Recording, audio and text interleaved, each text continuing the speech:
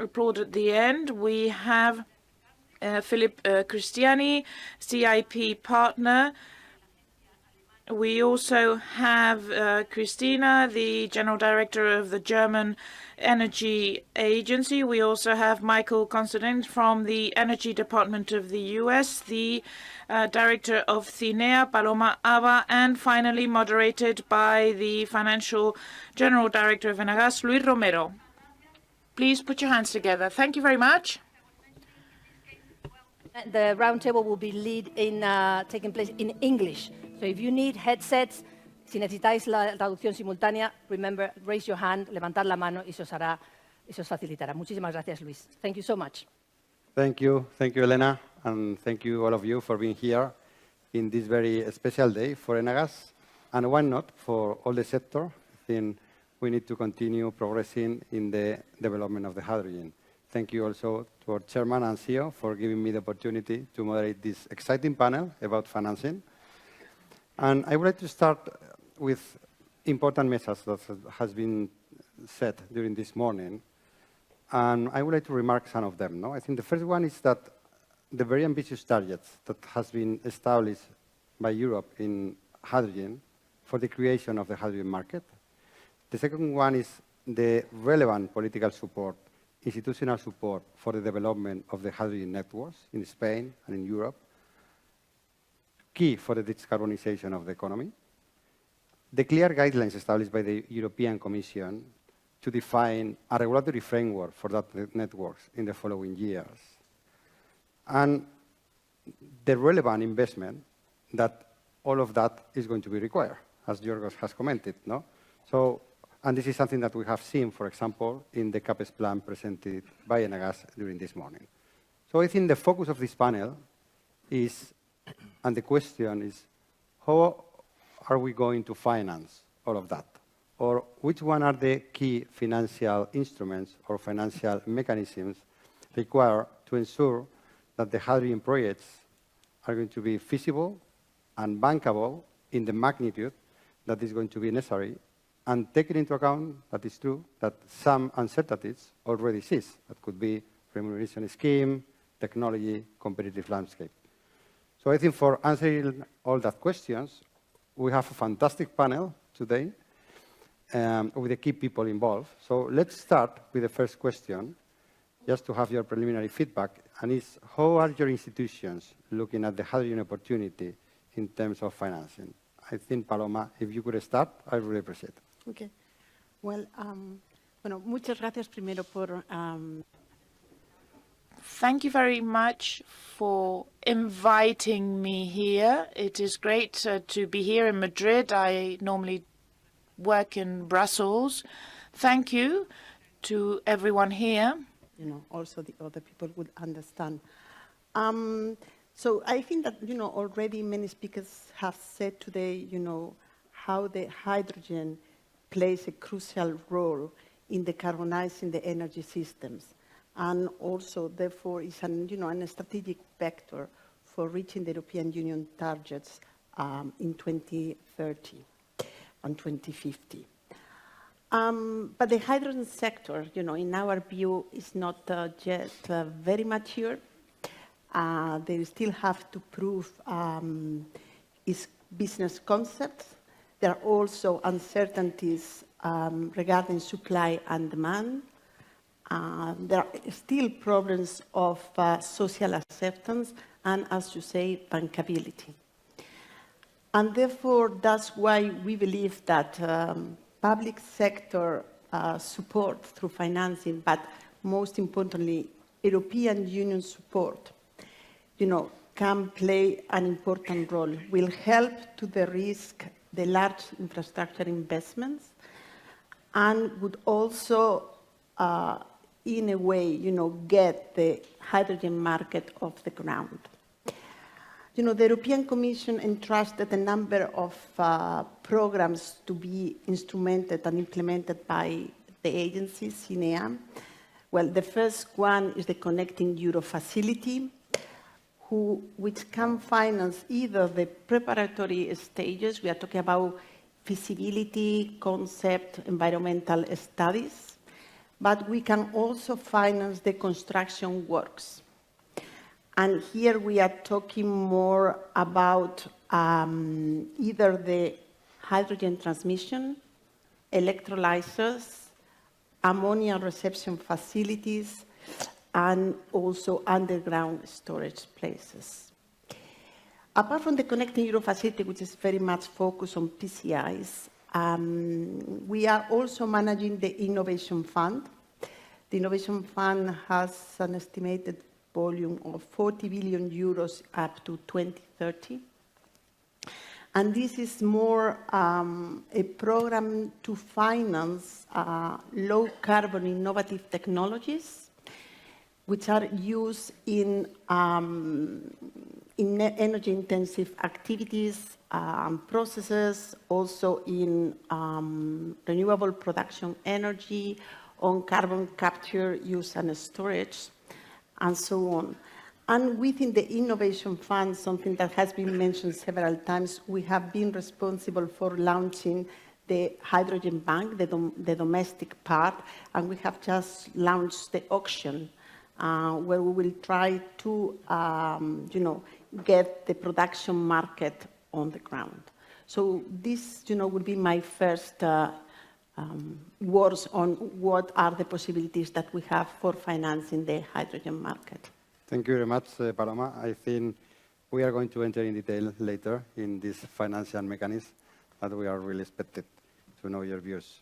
I think on the other side of the Atlantic, Mike, I think we are really interested now to know your views. Great. No, thank you, Luis. And let me say thank you first to Enagas for inviting me to this. This is really important and really great to be here.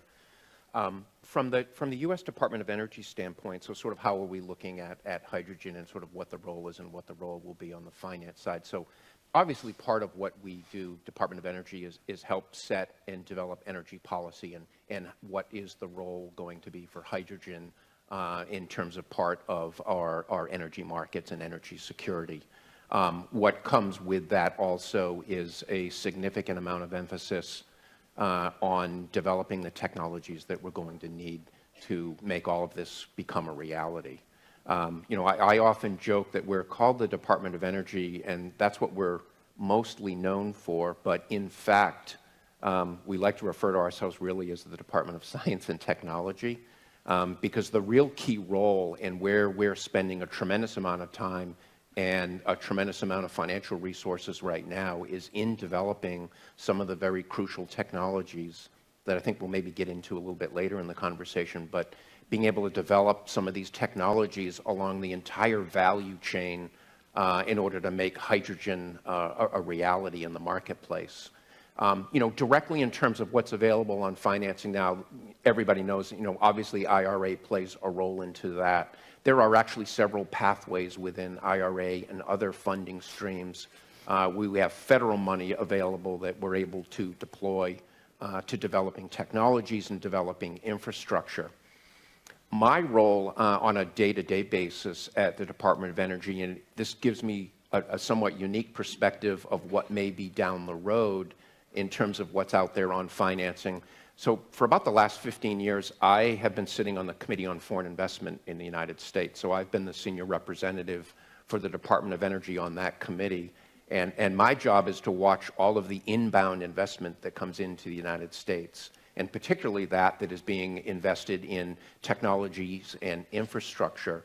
And what I see coming, what I see already starting, is a tremendous amount of interest from the private sector side, whether this is companies that are investing in different parts of the hydrogen value chain, interest in the private equity world, interest in sovereign wealth funds. So I see this opportunity sort of coming down the road of a lot of interest in financing and having more money available. And quite frankly, I think that's going to be absolutely necessary.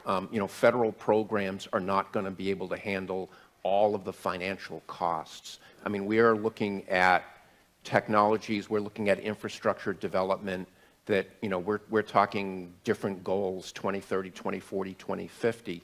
We're talking about the need for billions of dollars, billions of euro in order to make all of this a reality. And a lot of that is going to be coming in from the private sector as well. Thank you, Michael. I think the point of technology is going to be really interesting to discuss later in more detail. And now I think turning to Christina. Christina, I think Germany has faced a huge challenge, no, in terms of security of supply and energy transition after the Ukraine conflict. So we really appreciate your understanding, and how do you see the hydrogen in the following years in Germany? Well, first of all, I would also like to thank you very much for the invitation to this important conference, and also to this beautiful city. I think I'm perfectly in line with what has been said before, but I would like to come from a different angle. Germany still has a share of about 25% industrial production in its gross national product. So we do need our industry, and we need our industry to be competitive. At the same time, we have set ourselves the target of becoming carbon neutral by 2045. So that is really pretty soon, and it will not be possible without green hydrogen. The same is true for decarbonizing the transport sector, heavy-duty vehicles, airplanes, etc. The same is true for decarbonizing the electricity sector, because we will always need flexible power plants, and they cannot be fired with gas. They will need to be fired with hydrogen in the near future, just to support volatile renewable energy. Now, industry must be competitive, meaning they need to have competitive energy prices. For transportation and also for electricity supply, it's the consumer that pays the price. The price needs to be affordable. That means we don't only need green hydrogen, we need affordable green hydrogen. And when we are ramping up the market, this is going to be a challenge, of course. We will need first movers, we need to have investments in infrastructure, we need to have investments in technology, and all of this will only pay off in midterm. And this is why I believe, or we as DENA believe, it is extremely important that there is focused and efficient support on the national level, on the European level, but also on the municipal level. I think all levels of our state level, all levels of government need to cooperate, and it's also important not only to cooperate and to put money into it, but also to align the supply programs. And this requires close cooperation between the institutions such as the ministry, from Germany, from the United States even, and also the European Commission and its agencies. Really realistic approach, Christina. Thank you. And Philippe, I think CIP is one of the largest infrastructure and renewable energy fund in Europe. What is your view? And again, first of all, thank you very much for hosting this and having us here for the discussion today.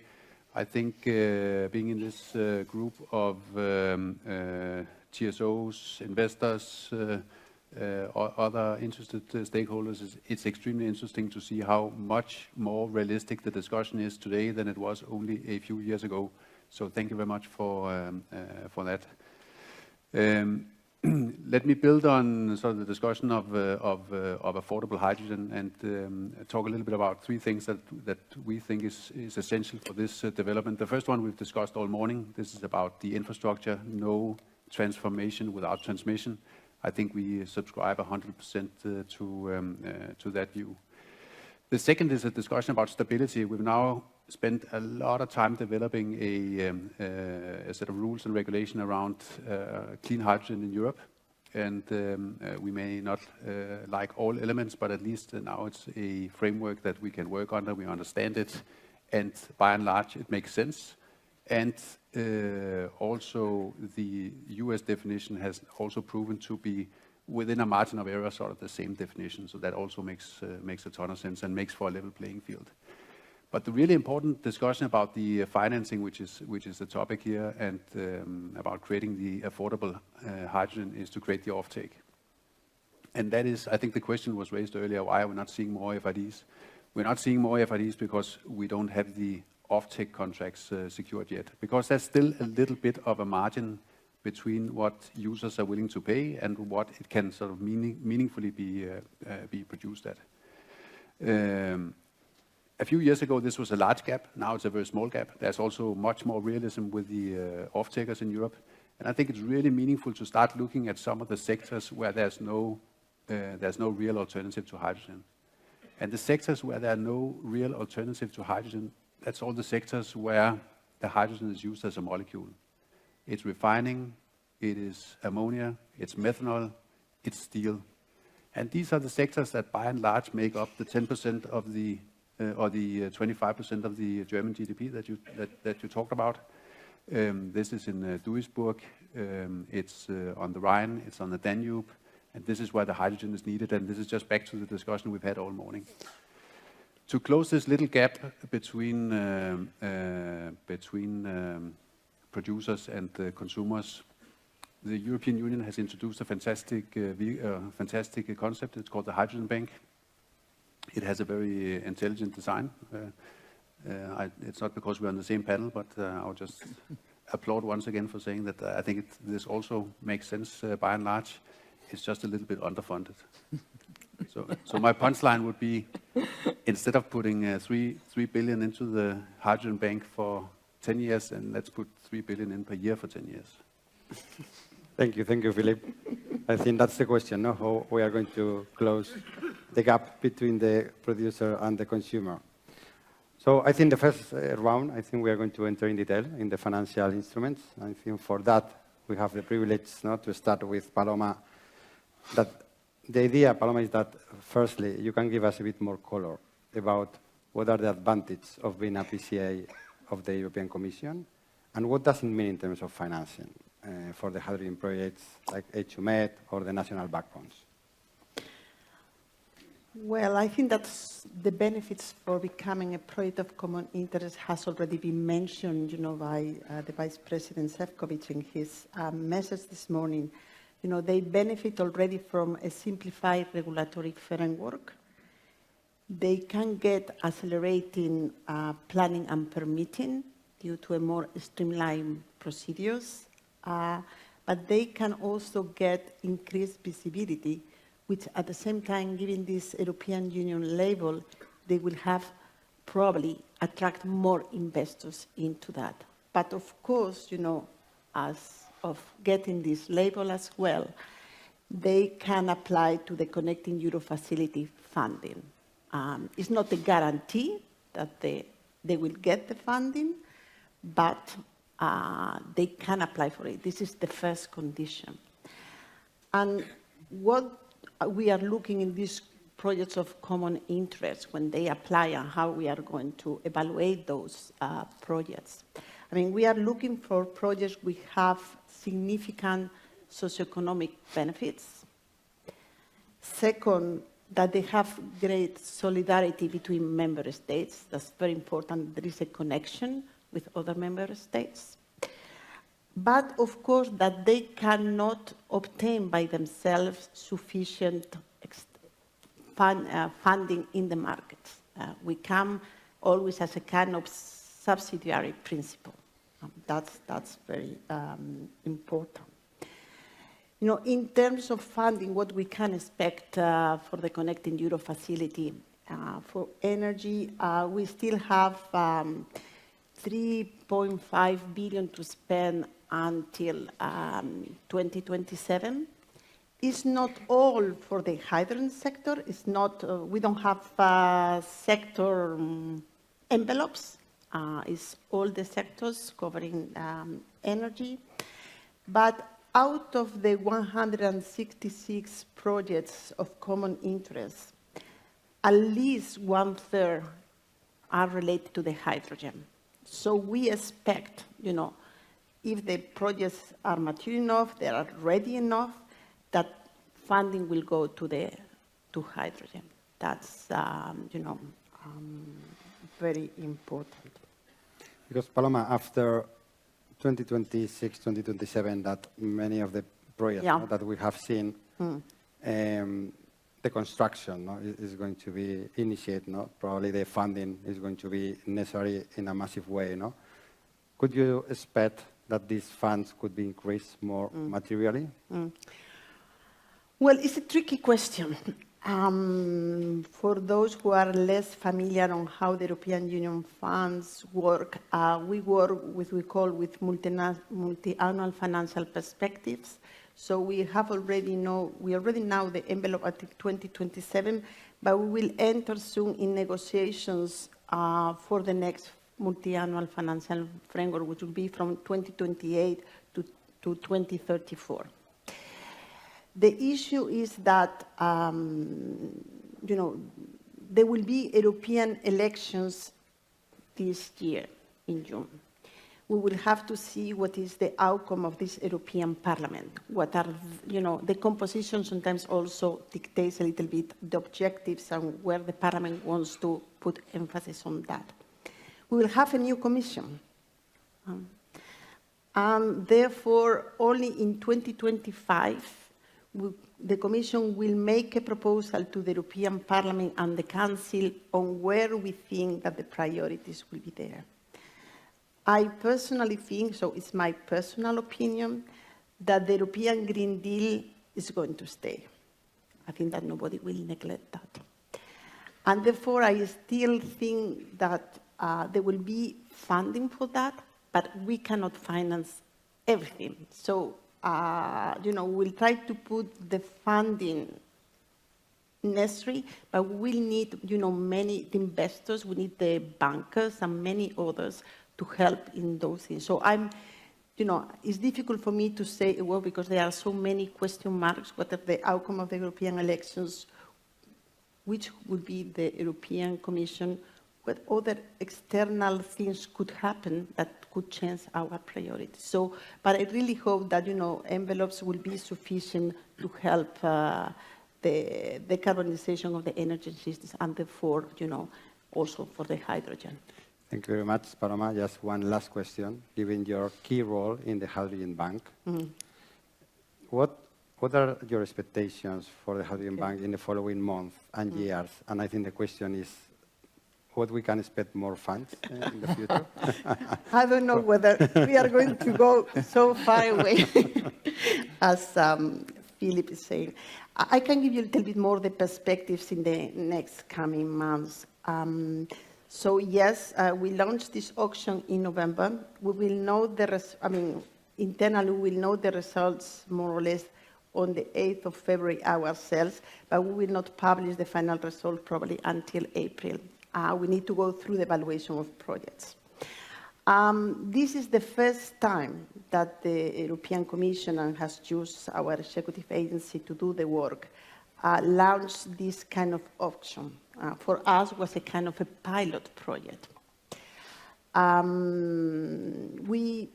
So it will very much depend on the results of this auction.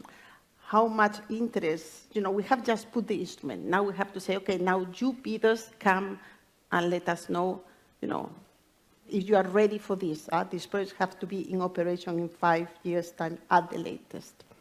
So we have to see what the results are about. We will also have to draw some lessons learned, if there is anything that we should change in the way that we have, launched these terms of reference for this auction. And then, if there is sufficient interest, and we think that things are going well, we hope to launch another one in the autumn. The amount will very much depend on seeing if there are projects which were ready to bid, and they have not obtained our support because we have exhausted the budget. But, I would also like to say that, we cannot do anything ourselves. The European Union money is an envelope, is restricted. It is what we have.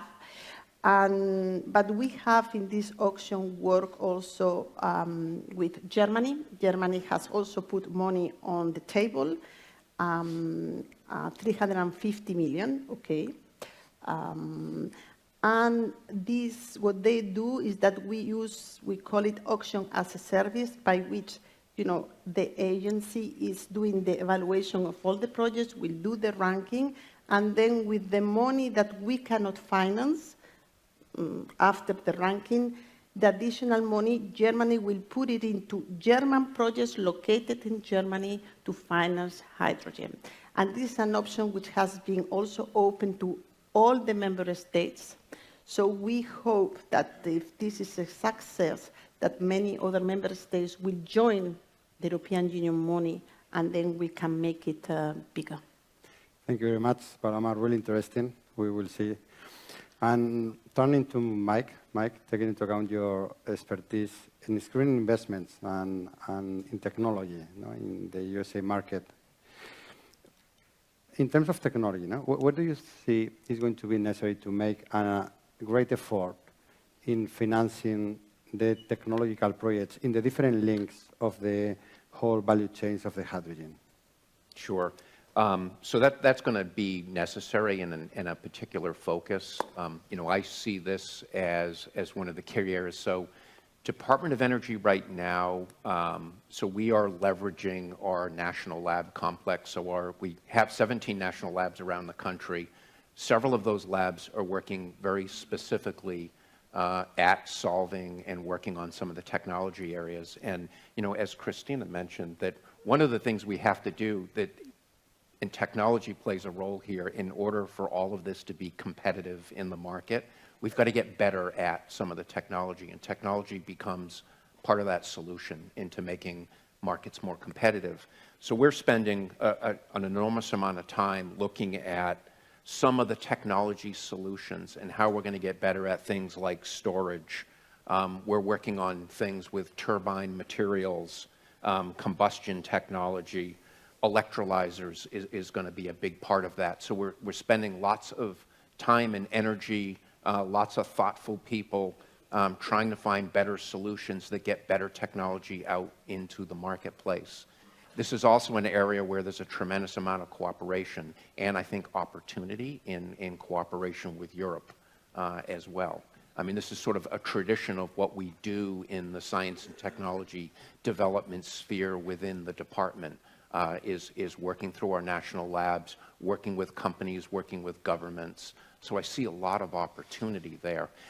I think as a regulator in the foreign investment space, technology is always one of those areas we watch very closely too.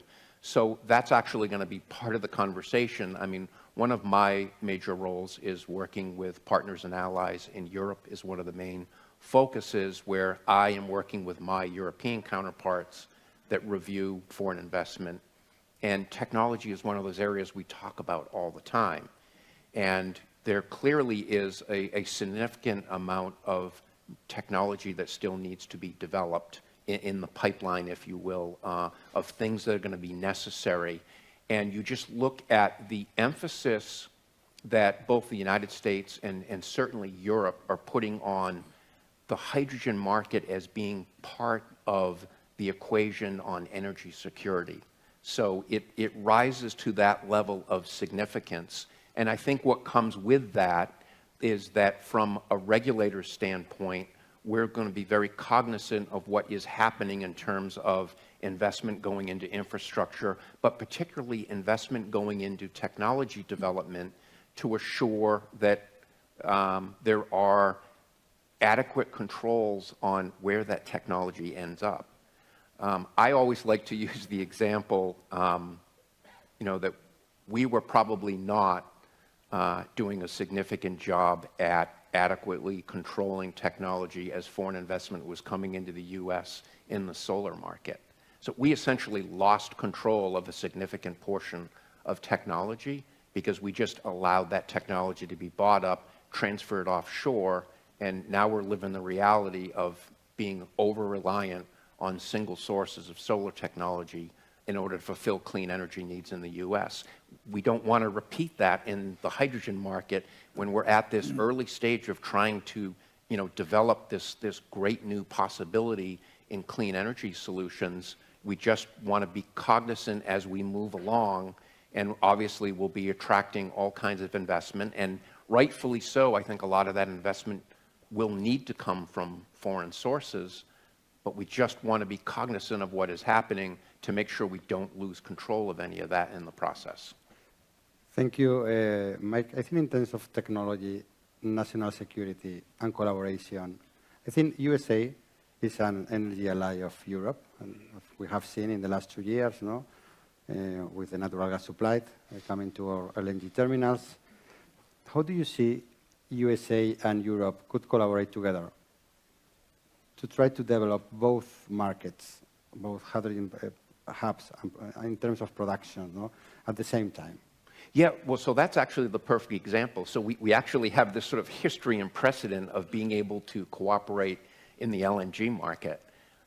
So it's just perfectly natural that as we are developing sort of all of the answers in the hydrogen market, we have this precedent for being able to cooperate and work together. So I see a particular opportunity to be able to do that. I mean, one of the areas for sure is the ability to be able to share technology. You know, we have entire separate offices within the Department of Energy that are just looking at technology commercialization. And as, you know, we internally within our national lab complex and as a federal agency develop some of these new technologies, getting those out into the commercial sector, making those available for commercialization is a whole nother part of what we do, and an area where there's a long history of that kind of cooperation between the US and Europe. So many, many opportunities there. Thank you, Mike. Really interesting, no, that's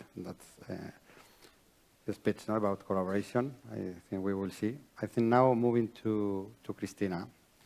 Christina, I think Germany is moving quickly and really committed, no, in the development of a regulatory framework for the hydrogen networks. If I'm well informed, Germany nowadays is amending the Energy Industry Act to incorporate a mechanism that is a 30-year financing scheme for the hydrogen networks. And DENA, your institution, has played a key role on the proposal. No? So I think it's a privilege that you can give us in detail, no, how that mechanism works and how it's progressing.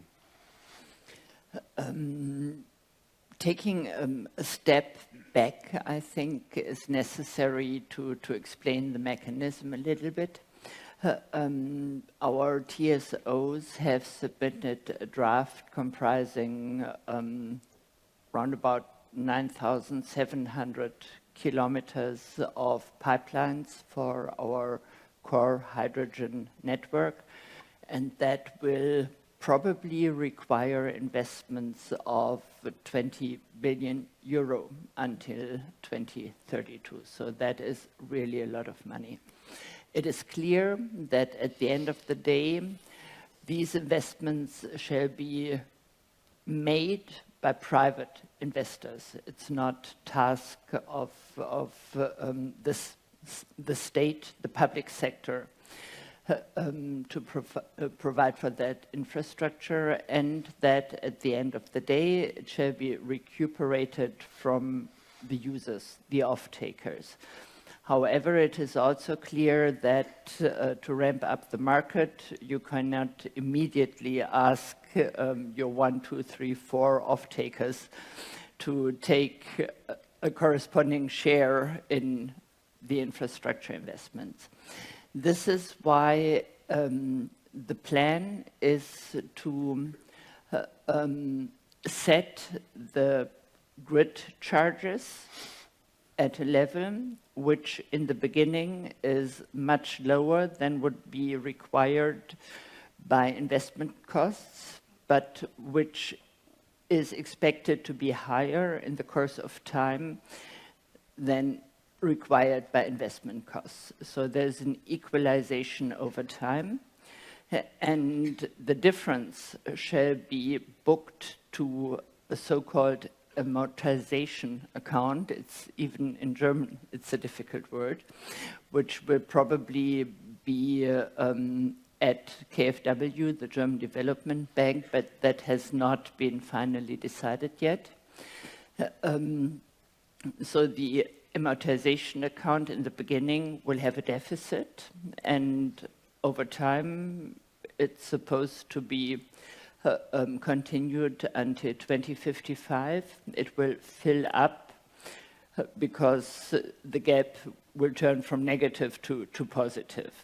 However, it's a risky business, and investors do take risks, but they need to have a feeling for the direction they're going.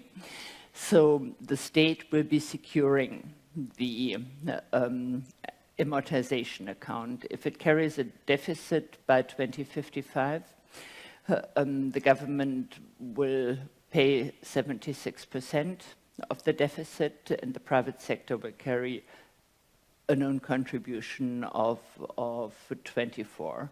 So the big question, of course, is at which level will the prices, the charges be set, and to be affordable in the beginning and not excessive in the end.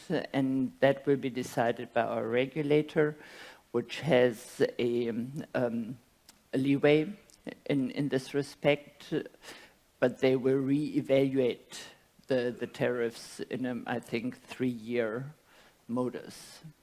I think, Christina, this is an amazing and ambitious proposal. I think Germany has realized that the importance of the network for the risking the whole value chains of the hydrogen. So I think it's a solution in the correct direction.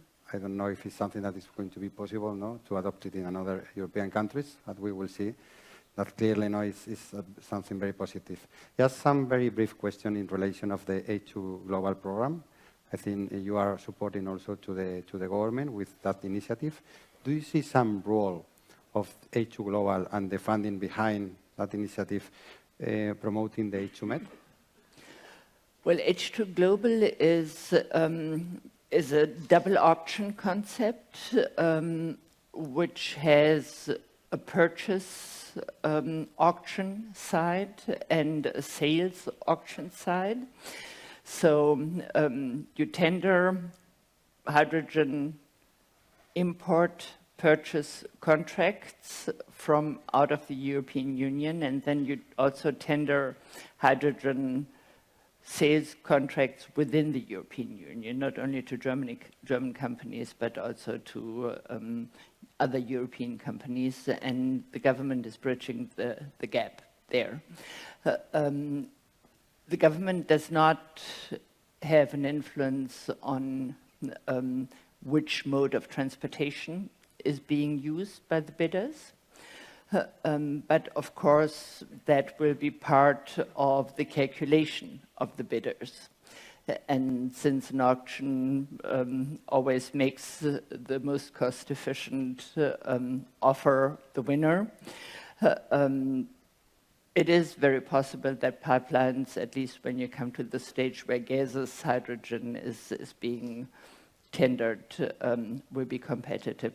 And of course, it does have, though not a direct effect, it has an indirect effect, because when you offer and succeed in offering the transportation of hydrogen through pipelines because it's cheaper, then for the operator of the pipeline, of course, it gives a certain incentive to go ahead.